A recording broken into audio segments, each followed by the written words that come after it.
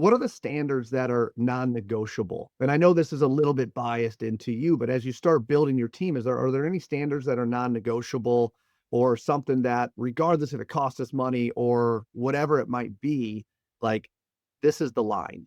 I think it comes back to something that Keith told me when we were first starting business together way back 28 years ago.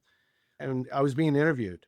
And he said, I run my business like I was raised: no lying, no stealing, no cheating, and no disrespect. And people can put fancy terms to it as his core values. They can put his mission statements, they can put all that stuff. But if you work in my company, those are the four things that will get you terminated. Period. In the conversation. You disrespect an employee, a vendor, a client, an owner, you cheat, you steal, you lie, and you're gone. And there's just no, it is like fall protection. You don't get a second chance. You have a fall protection problem in our company. If you are not following our deals, you get 3 days off and you get sent home to mom or dad or your husband or your wife. And they want to know how come you were sent home with 3 days without pay? Guess what? Because you put yourself in danger of not getting home at night. And that's a Jane Williams safety scenario. We're going to get everybody home at night.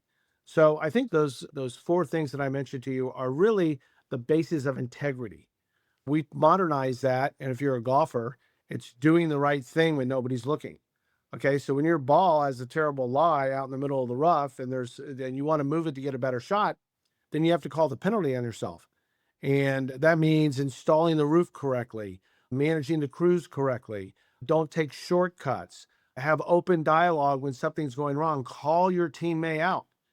I can remember for years when I was walking on the roofs, they didn't know I was there and I was watching. And you can see our foreman and our lead men calling the teams out that they didn't install something correctly or they needed to roll out the modified and let it breathe first instead of just putting it down. And that took an extra step and it took more time, but the reality was it needed to be done. So those four things translate into to really doing the right thing when nobody's looking, always. I love all of that.